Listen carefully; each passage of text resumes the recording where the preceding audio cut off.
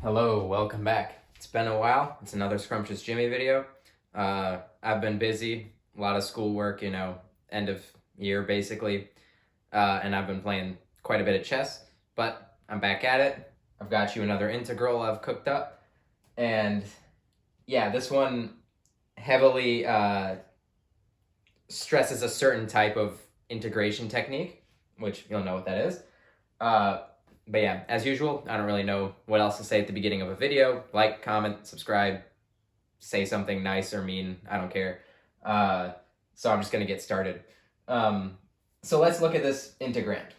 Now, for integral connoisseurs, such as I, you'll immediately notice this ln of tangent theta can be rewritten as like ln of sine theta minus ln cosine theta, and you can distribute that. And you've got a bunch of powers of sine and cosine over here. So that immediately screams to you, beta function, beta function, beta function. I haven't tried that because just think about it. You're going to have, if you split it up, you're going to have ln of sine theta times ln of cosine theta, which means you're going to have to differentiate the beta function with respect to one variable, and then with respect to another variable on top of that. And then you're going to have to convert it to the gamma function, obviously. And what is it? After that, you're going to have an ln of cosine theta quantity squared, from the minus ln cosine theta. And you're going to have to differentiate the beta function with respect to the same variable twice. And that seems a lot more painful and less straightforward. And I don't even know if it works. I'd imagine it does. But my solution development is more logical, sort of intuitive. That would just be a mess. So I'm not going to do that. But I want to first draw your attention to the denominator, because I've set this up so that a very specific substitution will make our lives a lot easier. Now, the logarithms we can't deal with immediately, but let's look at the denominator. So we can rewrite the denominator as 1 over sine to the 5/3 times cosine to the 1/3. Now, if I multiply cosine squared to the top and bottom, we get this. So the cosine squared in the top, I'm going to let cancel the power here. So that'll be cosine to the 6/3 minus cosine to the 1/3. So that's cosine to the 5/3 over sine to the 5/3. And, there's a cosine squared in the denominator, but I can write that as secant squared. I'm going to put thetas.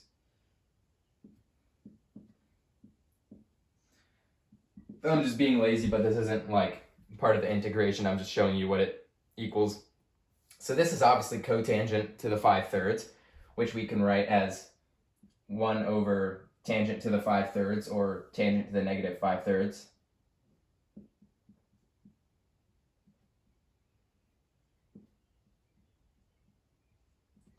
Okay, so now we immediately see we have a power of tangent and we have secant squared. So that makes the substitution fairly obvious if you know how to reverse engineer this sort of thing.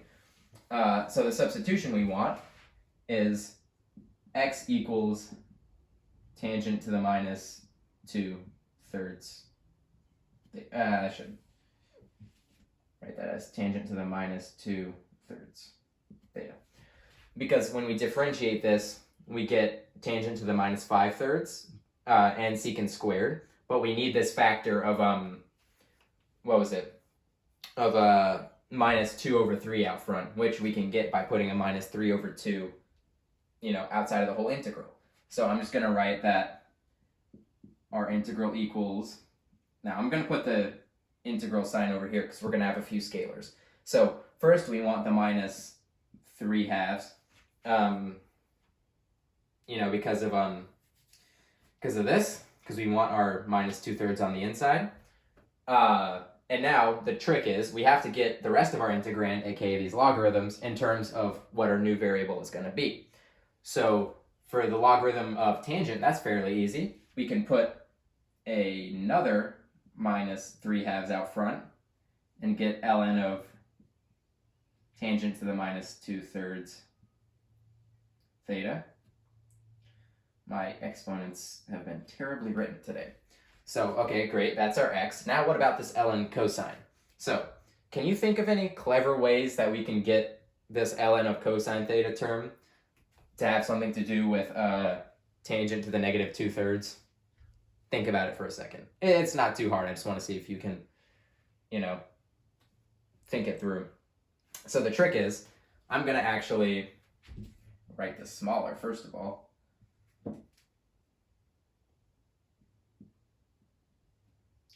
So I'm going to put another factor of minus 1/2 out front, because cosine theta we can rewrite as just, ln of cosine theta we can rewrite as ln of secant squared theta and put the minus 1/2 out front, because, let me just show you.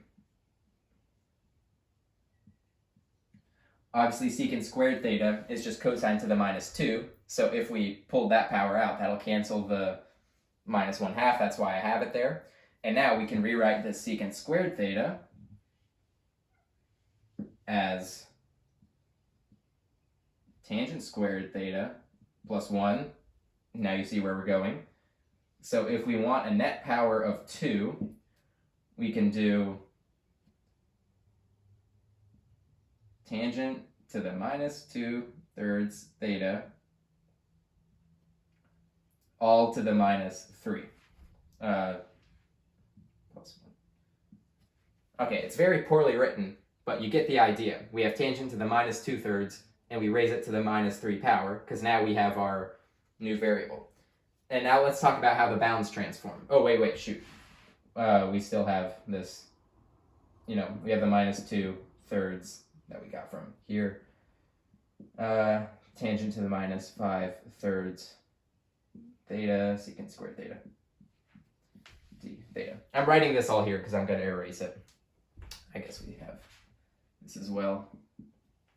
So, now we can actually rewrite this integral as what we actually want, because this is our differential element right here, right? Because that's all we need to substitute for this.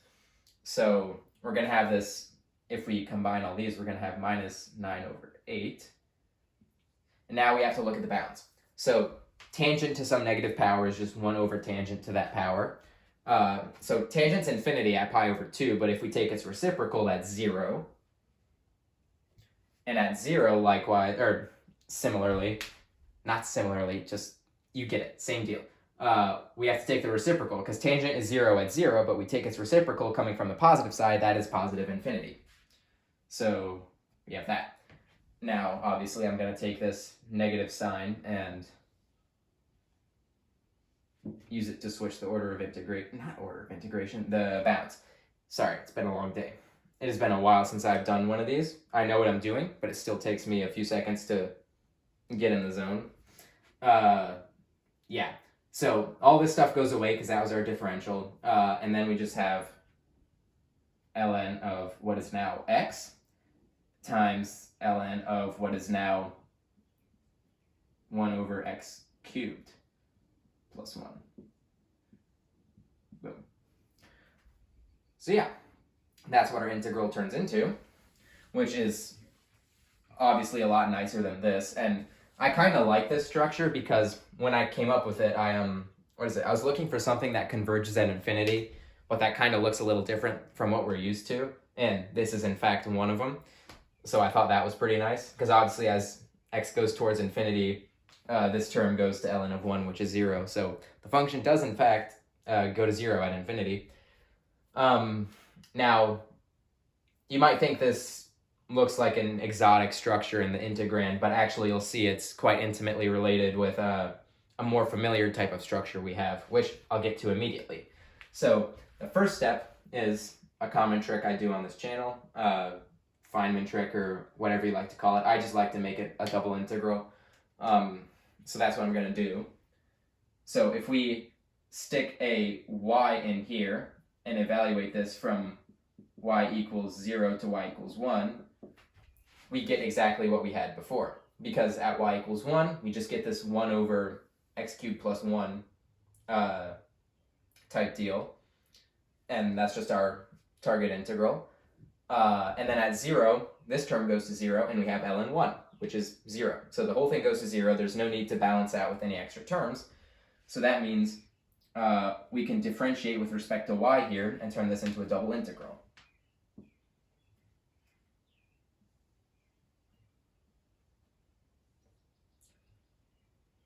So we're going to have ln x, first of all. Now, if we differentiate with respect to y, we're going to get everything in the denominator, first of all. And then by the chain rule, we have this, if we're differentiating partially with respect to y, everything is a constant, including the x terms. So that means we have to multiply by the scalar in the y world, which is 1 over x cubed. And then we're going to have dy dx. And we can just multiply this into the denominator. Get x cubed plus y. And then we still have dy dx. And I'm going to put all this over here. And now I'm actually going to switch the order of integration first. That is too large.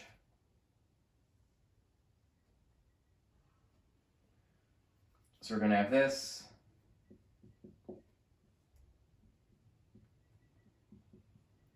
Now it's dx dy. You can get rid of this. Okay, great. So now that's what our target integral I is equal to. So now we just have to work from the inside out, right? So we have to integrate with respect to x first and then y. Notice that this structure looks a lot more familiar, you know? You have a logarithm over some polynomial from 0 to infinity, which is why I said that the original structure was related closely with something like this. And you guys all know what this kind of structure calls for. It is a contour integral. Because, yeah, there's obviously no antiderivative for this. At least I don't think so. Yeah, I'm pretty sure there's not. And it certainly won't work at bounds from 0 to infinity, so we just have to do this, the real, nay, imaginary method. Okay, so let's start over here. Let's draw, ooh, we are not drawing the complex plane yet. What am I saying? So we first need to define our complex function f of z, which we're just going to have it as the integrand with z's instead of x's. Okay, great. And now we have to find the poles.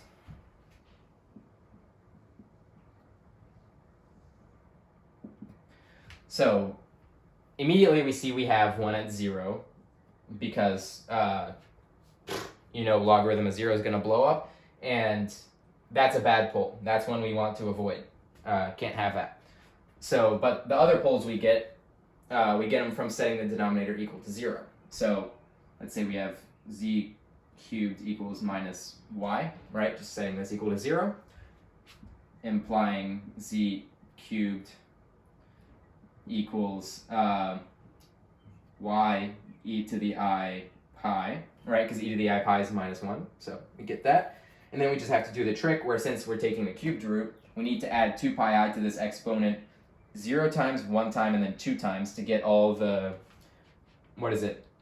roots we need from 0 to 2 pi. Yeah, so starting by adding it 0 times, we get, if we take the cubed root, you're going to get y to the 1/3. I'm just going to write it that way. E to the I pi over 3. And then if you add a 2 pi I here, that's going to be 3 pi I. And then you take the cubed root of that. That is e to the I pi, which is just minus 1. Which makes sense if you, that's the only real value, valued root of this, right? It's just negative cubed root of y. And then we have to continue. We have to add another 2 pi I, which will give you e to the I 5 pi. Cubed root of it gives you this.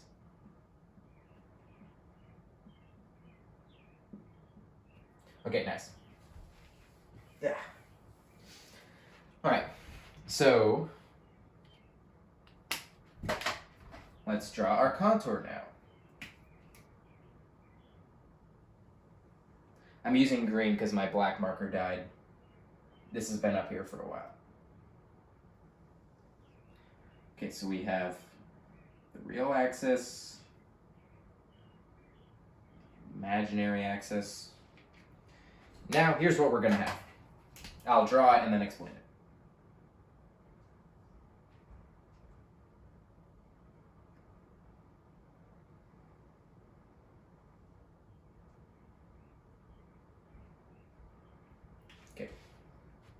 So this is going to be going to some radius r.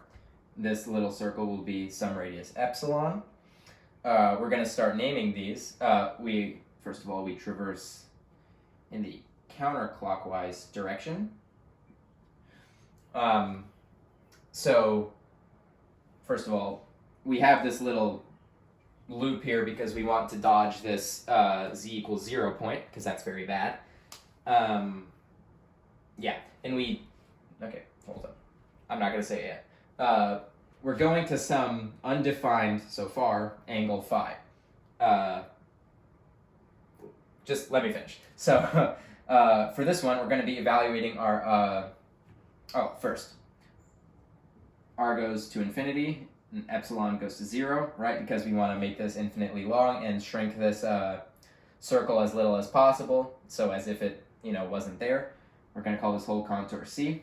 And basically, once we start evaluating our little line integrals, you'll see that this one is hold up. This I should write. I'm just going to write this for reference purposes.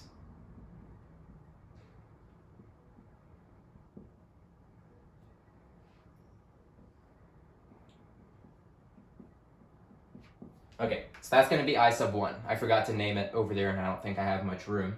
So that's the integral we're doing the contour integral for, the inside one, with respect to x.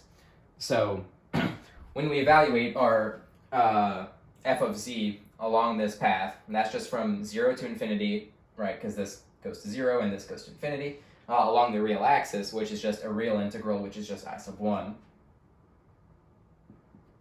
So then we're going to call this contour over the arc big gamma.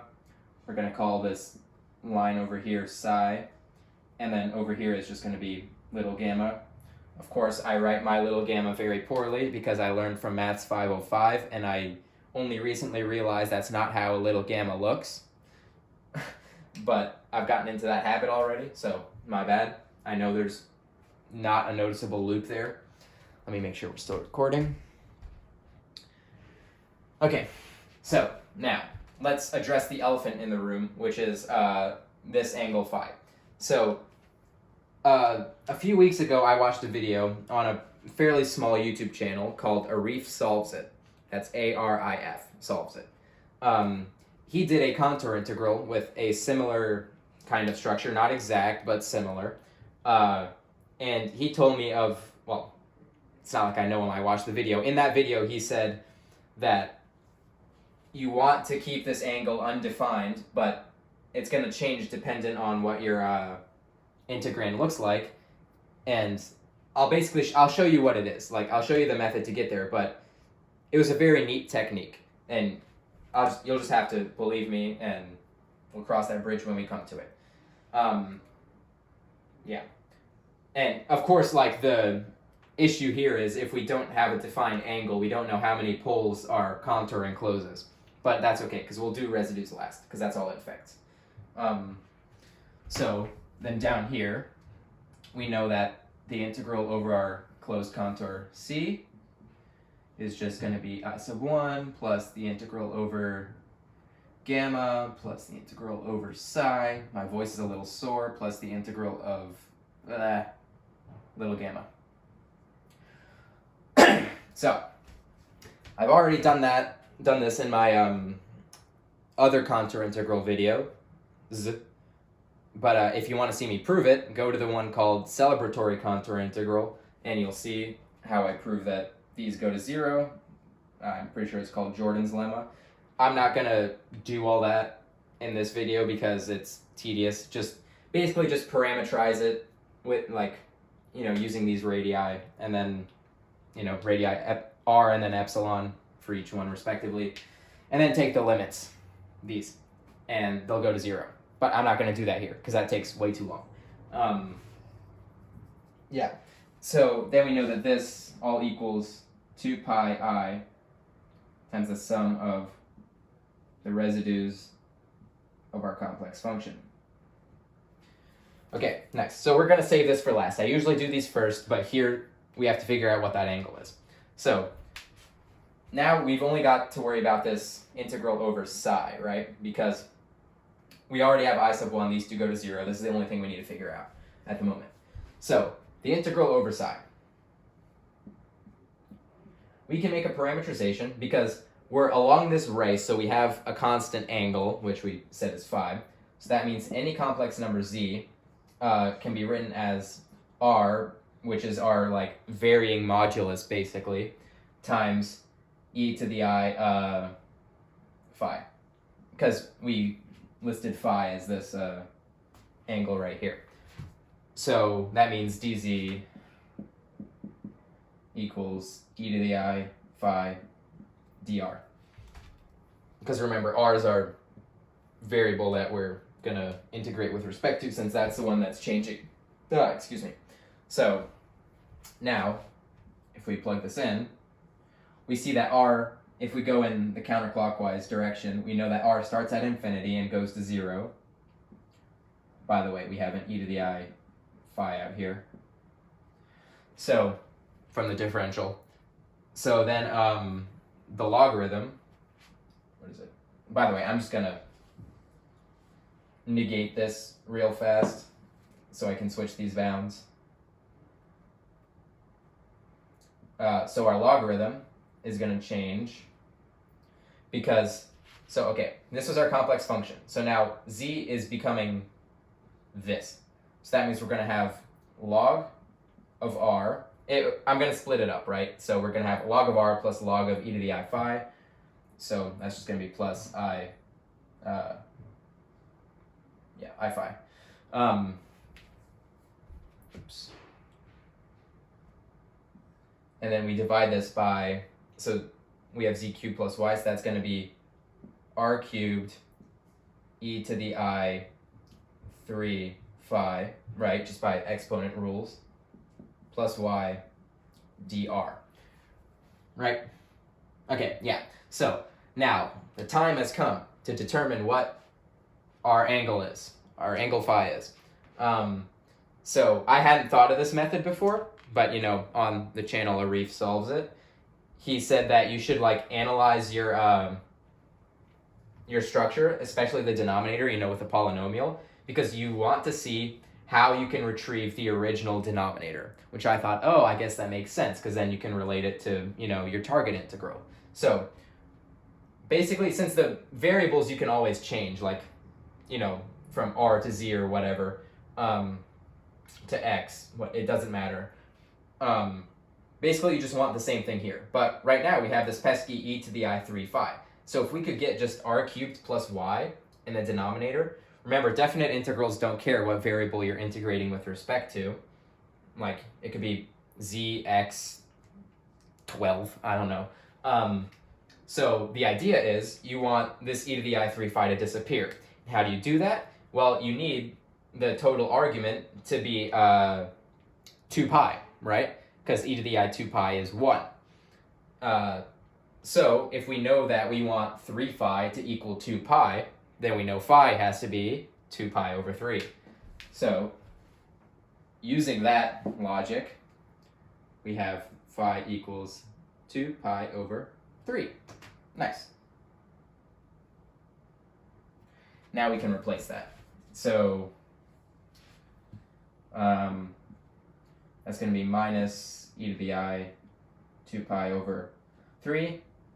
All of our phi's can go, oh my goodness, terrible integral.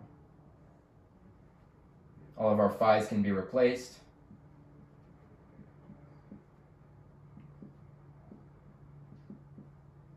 Just because phi was 2 pi over 3.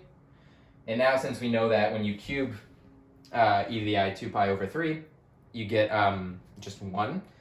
You just have r cubed plus y.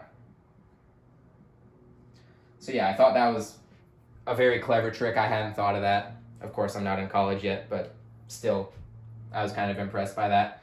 And now you notice that this first term, if we split this, you get log r over r cubed plus y, which if you switch the variables, you just realize that's our target integral. Well, that's I sub 1, remember? Because we define this as I sub 1, and that's just going to be the same thing, because it's going, what is it? There's nothing complex about it anymore, so we can go, we can change this back to x and change the log to an ln, and we're fine. So yeah, we do have this scalar though, which we will have to take care of. So we know that this part is I, but then we have this 2 pi I times what's left, so you'll see. So first of all, let's do e to the I 2 pi over 3. So you need cosine 2 pi over 3 plus I sine 2 pi over 3.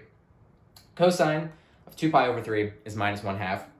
And then sine would be root 3 over 2. So that means we're going to have minus 1/2 plus I root 3 over 2, but we have to negate it. So that's going to be 1/2 minus I root 3 over 2. And then we multiply all that times what is I sub 1, right?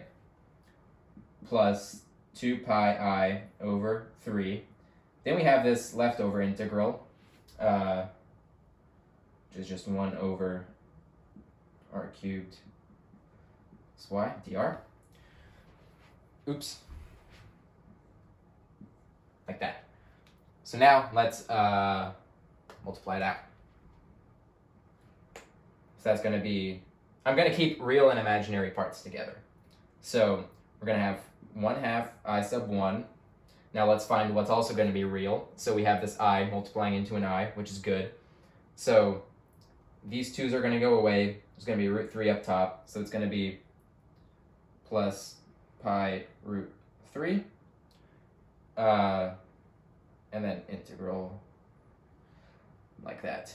And I'm just going to rewrite this using a trivial substitution. R going to x. Okay, let me make sure, because when you're doing contour integrals, you can do all your fancy complex analysis correct and then make an algebra error, and then it sucks. So I'm going to be very careful about what I'm doing here. I still might mess up, but I have to try. So yeah, the negative I and the I will go to 1. So that's good. Yeah, I think that's it. Ooh, wait. Pi over root 3. Here's a little quick note. This is not my first take. Last time I had to stop at like 55 minutes in because I made some algebra error somewhere and it screwed everything up. I didn't catch this before, so maybe that's where it came from. We'll see. Maybe I still get it wrong. But yeah, okay, so it's pi over root 3, not pi root 3. It's good I caught that. Times this integral. Okay, nice. Now for imaginary parts, I'm going to have minus I root 3 over 2 times I sub 1. And then plus pi I over 3. And then we just have this same integral. Right, it's pi I over 3. Yes. Okay, so this is all equal to the integral over psi. All right, so let's write that. Well, actually, first I'm just going to erase all this because we know the other stuff goes to 0. And I'm just going to write, okay, first of all, if we combine the 1/2 I sub 1 and the I sub 1, we get 3/2 I sub 1. And then we get plus pi over root 3 times this integral.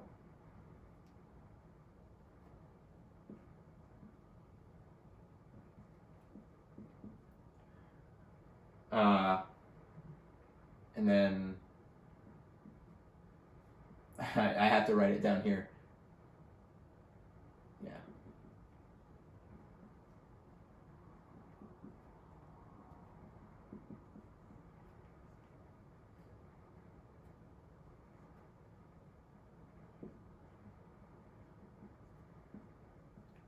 Okay, so I didn't combine these because remember I want real and imaginary parts separate. So now I can get rid of all this.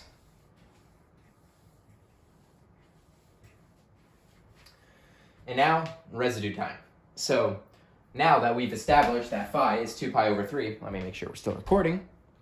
we can figure out how many of our poles are actually enclosed by this contour. Fortunately, it's only one, because, remember, so this one's not included because it's been cut out, sort of. We have this, which, keep in mind, our r goes to infinity, so it will certainly enclose this y to the 1/3, radius, because e to the I pi over 3 is at an angle pi over 3, like roughly like that, which is definitely in our range from 0 to 2 pi over 3. Yeah. So, and since y is only going from 0 to 1, we know that in this circle of radius infinity, basically, it's certainly going to be included. So I'm just going to put right here.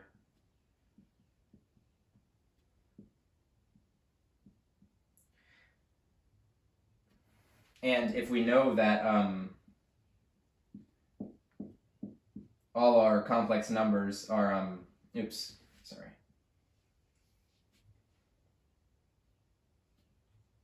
the argument of all our complex numbers is between 0 and 2 pi over 3, we know that stuff that has, so first of all, this is the same thing as y to the 1/3 times e to the I pi, which is at an argument pi, which is out of our range, and this is at an argument 5 pi over 3, which is out of our range. So these two are irrelevant for this contour. So yeah, that means we only care about this one. So let's find the residue. My voice is getting hoarse. So, residue. So it's a simple pole. So z approaches this. We have z minus our pole.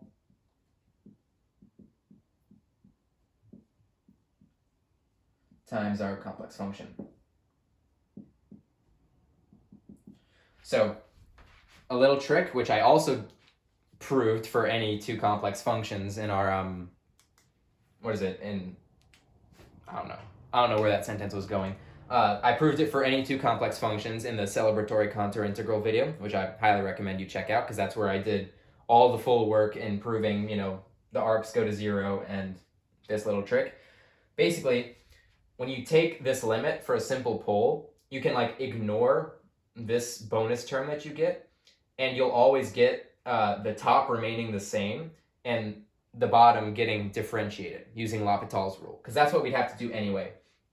But instead of doing product rule here, we can just apply that. And like I said, I generalized it for any two random functions, and it'll show that you'll just get the top function over the derivative of the bottom function. So we keep it that way, and we're just going to use that result, which means our log stays the same, and we have 3z squared. And since we're using L'Hopital's rule for that,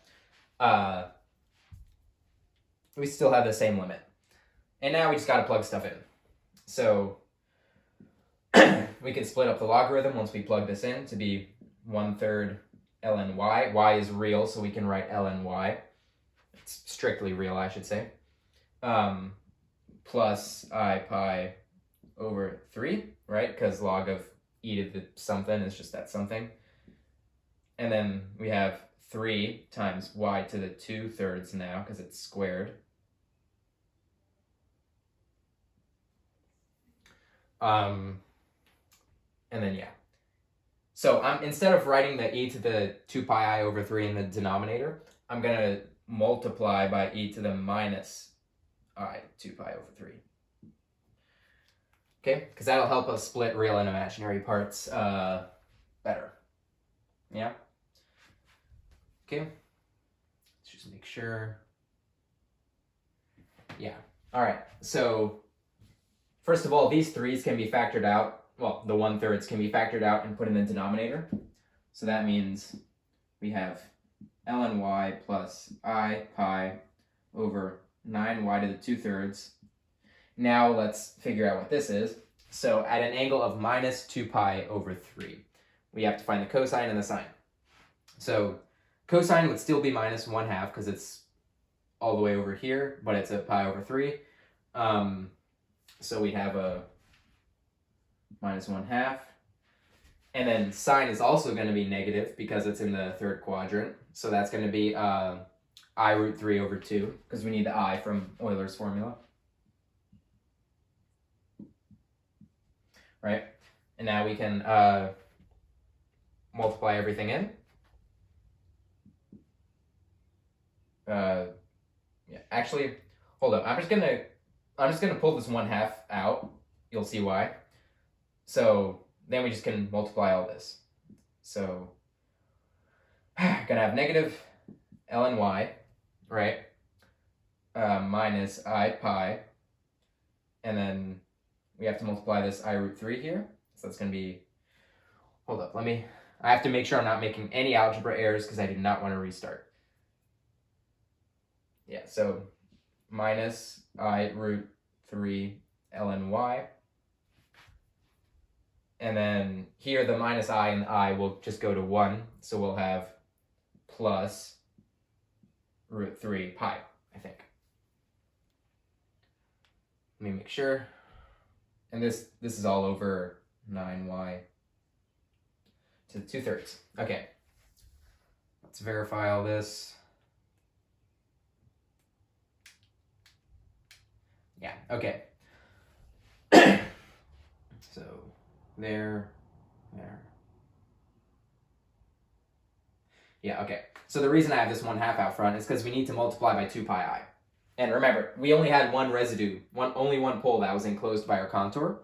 So we're actually fine. We don't have to consider the rest of them. So that's the sum of our residues because there's only one. We multiply by 2 pi I, and that cancels out at least this 2 here. So now we just need to multiply what's left by pi I.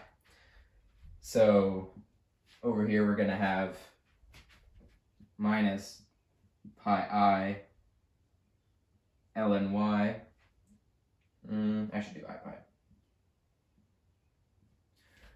Minus I pi ln y, and then so minus I pi times I pi is just plus pi squared, right? Yeah. Then minus, okay, so times pi I. Yep, it's going to be a plus.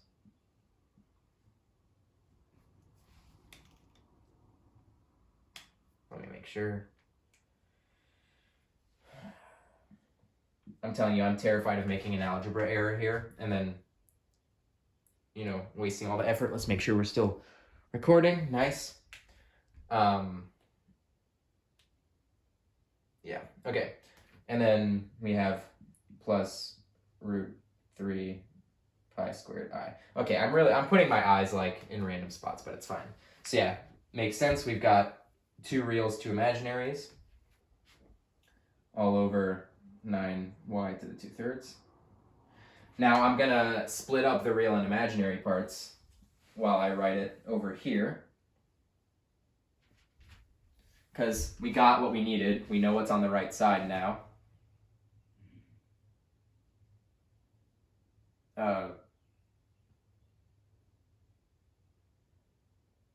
Oh yeah. So this is all still over here. So I should just put the equal sign still out here. I forgot what this was doing here. Yeah, so real parts first. This and that.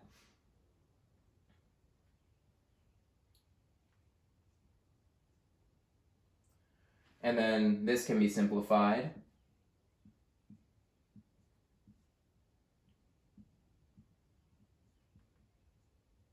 Right? And then we have the imaginary parts.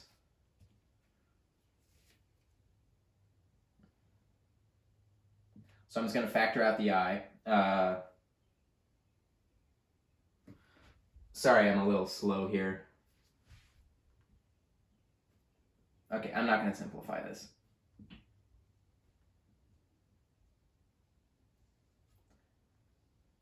And then minus pi, right? Factored out the I from this and that. Okay, now, what's important here is that I sub 1 is attached to both a real and imaginary part on the left side. So that means we actually have a choice. We can solve for I sub 1 either taking the real part or the imaginary part of both sides. They'll both yield the same thing eventually, but you still have to do it that way. I'm going to choose the real part because why not? Which that actually means, since the real parts and the imaginary parts have to be equal, when you're only considering one of them, you could just cancel out the rest of them because you know that they're equal, or they should be. So you can actually just remove everything imaginary about this entire equation. All right? So now we have this, but there's obviously a problem here because we have another integral to solve, which I will call I sub 2. And you may look at it and think, oh, okay, that looks factorable in the denominator. Maybe we can work something out. It is factorable, and I'm pretty sure it does have an antiderivative, but it doesn't have an antiderivative that works from 0 to infinity, unfortunately.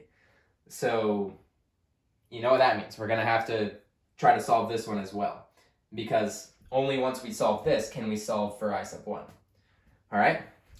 Now, since there's no functioning antiderivative in this case, let me also write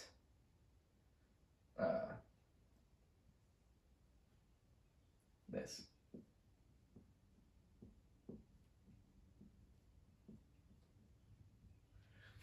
Okay, and we have the same structure as before except minus the logarithm. So you know what this calls for? That's right, another contour integral. But fortunately, I get to skip a lot of steps because we're going to be doing the exact same thing, basically. Except since we don't have the logarithm, this little loop here is unnecessary. So that's fine. So we get to do this again. Put it over here.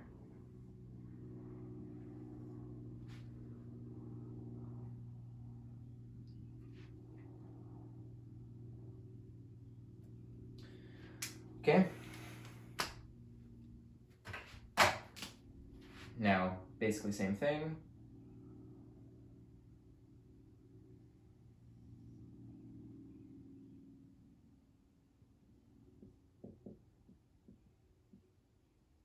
We know that the denominator is staying the same, so we want our angle phi to be the same thing. We go like this. Right? Yeah. We call the whole thing C1 because it's a new contour. We know that this one is going to be I sub 2, right? Because that's just along the real line. Blah, blah, blah. Same thing as before. This will be gamma 1, and this will be psi 1. So now we basically just have to repeat the steps, except it's going to be not as much work. So we know that the integral over our closed contour C1 equals I sub 2 plus integral over gamma 1, which we know goes to 0, plus integral over psi 1. Right. I should also mention we need to define g of z as just this. Right. I just needed to define the complex function that we're integrating, but it's fine. Let me rewrite this psi and make sure we're still good. Okay, so this will be 2 pi I times the sum of the residues of g of z. Okay, nice. So we have the actually same exact poles except 0 because there's no logarithm. So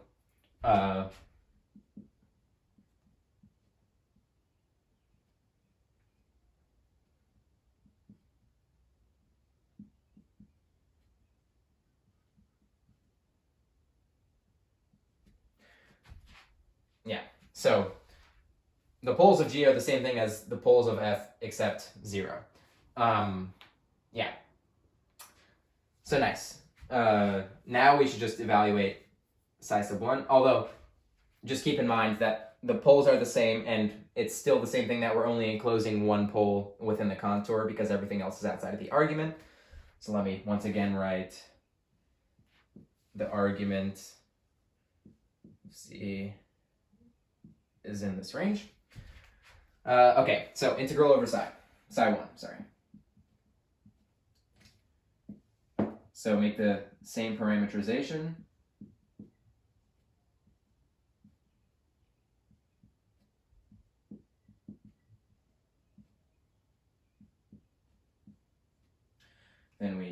continue.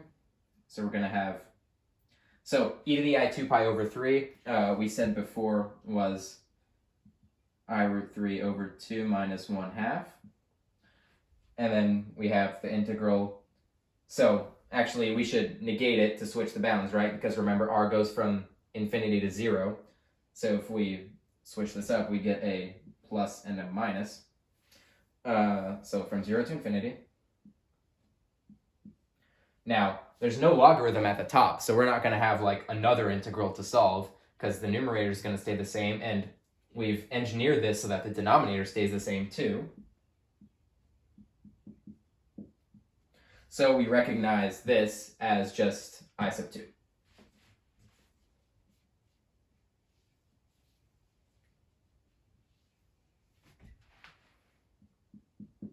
Nice.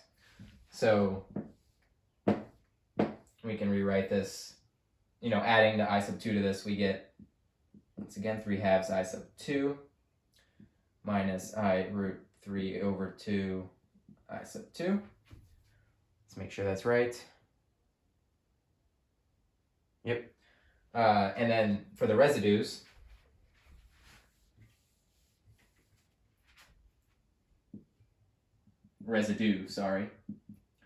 so we have the same limit.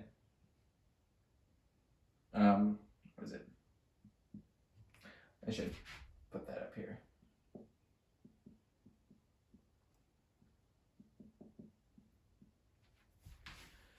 Like this. So I'm just gonna use the same thing we did before, so keep the top, differentiate the bottom.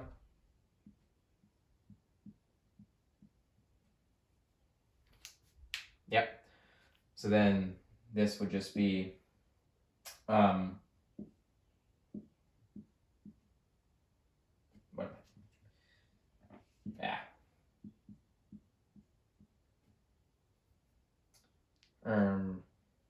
and then times e to the minus I 2 pi over 3.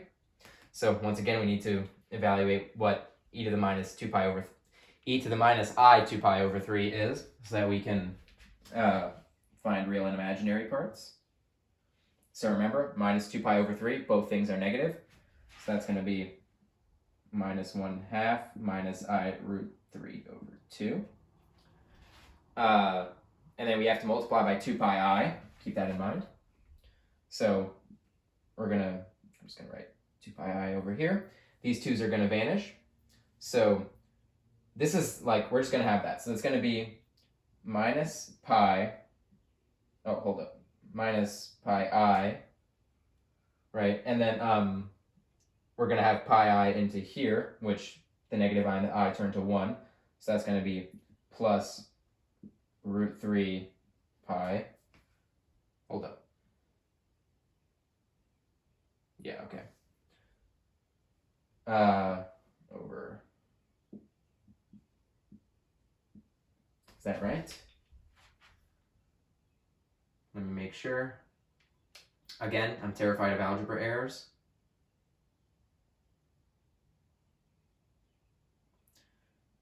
Okay. So, yeah, I think we're fine there. So now splitting that into its real and imaginary part,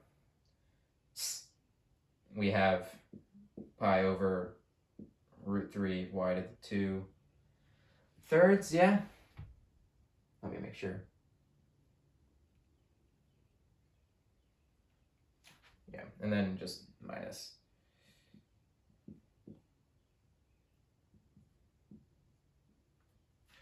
Okay, nice. So now we just have to solve for I sub 2. Again, we can choose either real or imaginary. I'm going to choose real.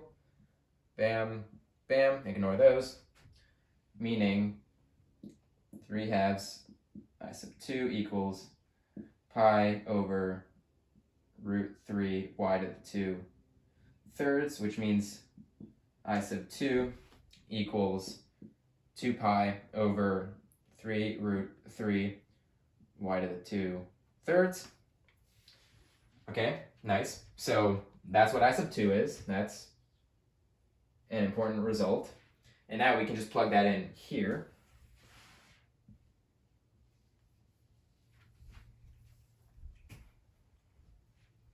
So now we have to multiply by 2 pi times 3 root 3 y to the 2/3, right? Yeah, okay, and that still equals this. And now we get to solve for I sub 1. 3 halves I sub 1 plus, now let's distribute this. We're going to have 2 pi squared over what's now going to be 9y to the 2/3 equals pi squared over 9y to the 2/3 plus pi ln y 3 root 3 y to the 2/3. Okay, so then doing some subtraction, we're going to have 3 halves I sub 1 equals, so this is just like double of that, so we're just going to have pi ln y over 3 root 3 y to the 2/3 minus just this.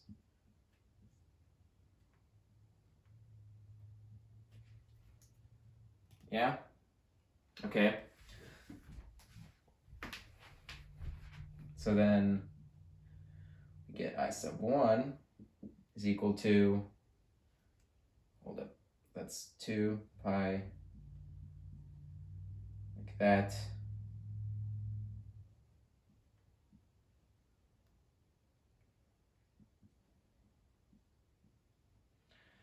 minus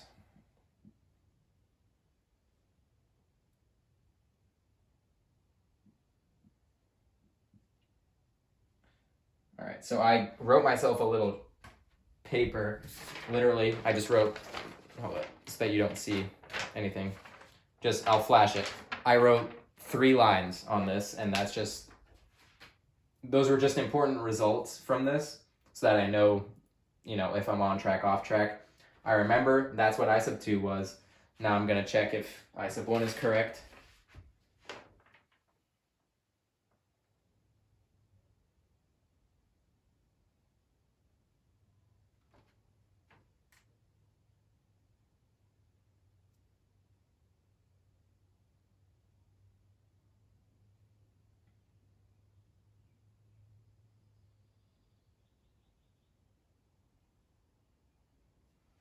Okay, I think we're fine for now. Let me keep looking around.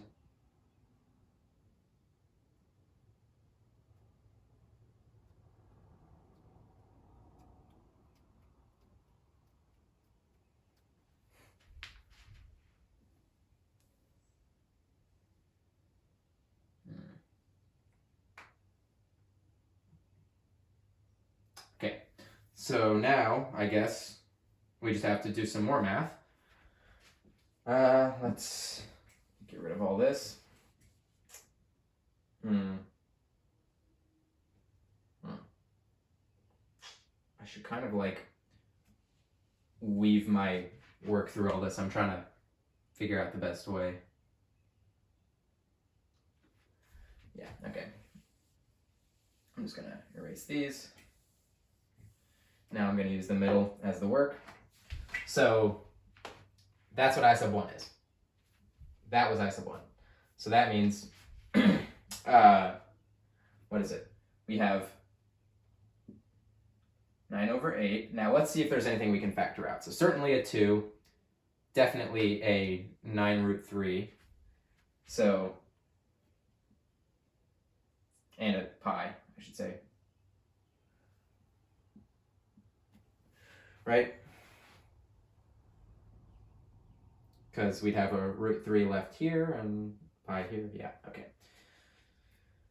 Oh boy. Home stretch. So, that integral's been solved. So now we've just got the integral from 0 to 1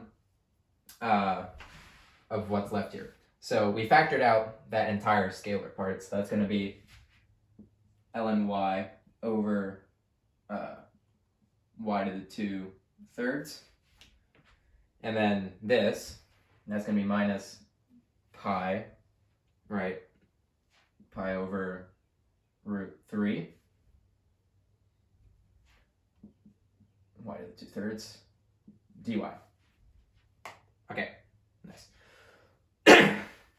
So let's check again. All right. So now let's do some simplification. This goes away, that's a 4. So that's going to be pi over 4 root 3. Okay, so now we have to integrate these individually. So I'm just going to do them one at a time. So for this, that's just an integration by parts problem. So I'm just going to find other places to do this. So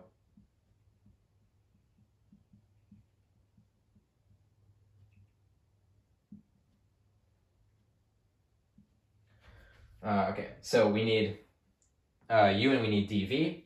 dv is definitely this, u is definitely that. Okay, so what's our v? So y to the minus 2/3, we integrate that. That should give us, hold up, so that goes to 1/3, so we need 3y to the 1/3. So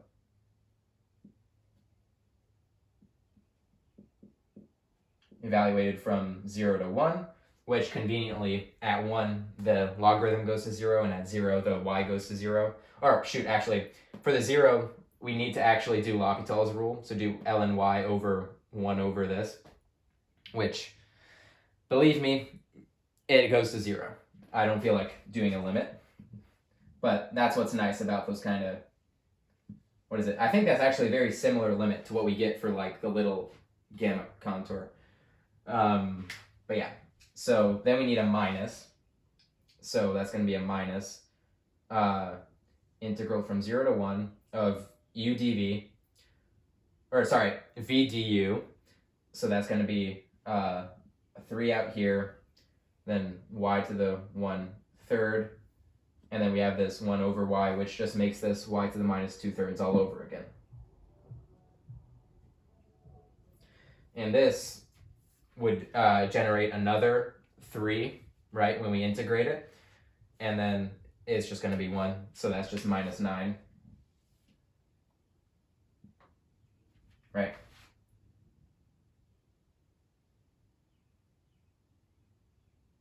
Okay, I think so. It's minus 9. And then we have that. So we have the integral from 0 to 1. Dude, I'm going nuts. Of 1 over y to the 2/3, which we just established was actually just 3, I think, right?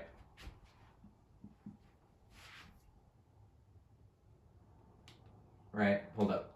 Let's make sure. So you get the y to the 1/3, divide by 1/3, so that's 3. So that's just 3, yeah. So that means we just have root 3 pi left.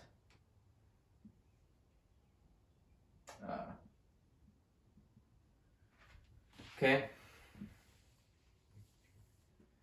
And then, yeah, and we're subtracting it. So that means we have to multiply all these out, right? We have this, there. So it's pi over 4 root 3.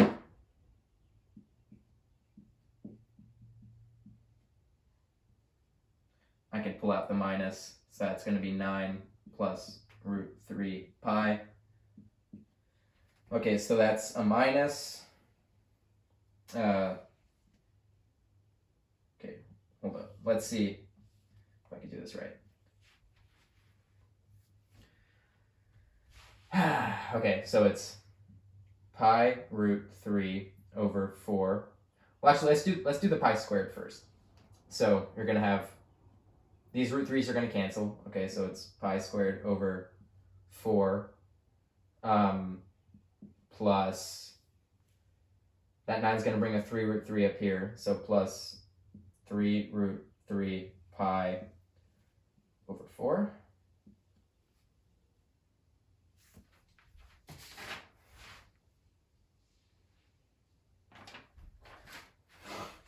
It's right. So that means final integral, or our target integral I to begin with, is equal to negative of pi squared over 4 plus 3 root 3 pi over 4. Oh, okay. I got concerned at the beginning. Oh, let me box it.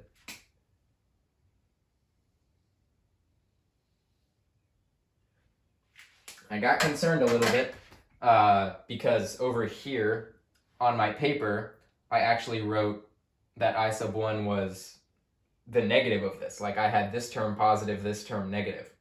So I got very concerned, but I masked my concern and I continued because I was pretty sure that this integral was going to be negative anyway. And I knew the answer was completely negative. So I figured I must have wrote it down wrong on the sheet. But this is in fact what I have as my final answer on my paper. So thankfully we got there. So yeah, my final remarks are contour integration is pretty darn powerful. Even if it generates more integrals that you have to use contour integration for.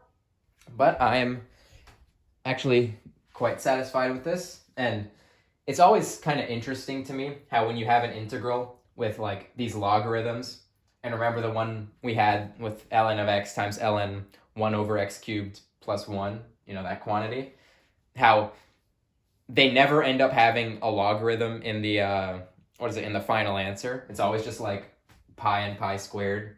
So I think that's kind of neat. Yeah, so that was a long process. I think it's my longest video by like a few minutes.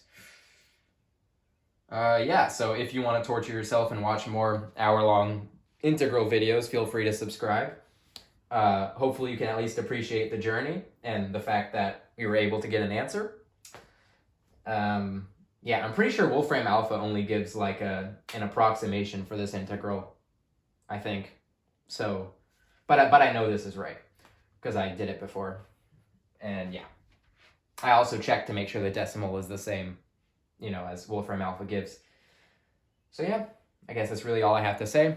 Like, subscribe, comment, whatever. Yeah. Okay, my voice hurts. I need water. Bye.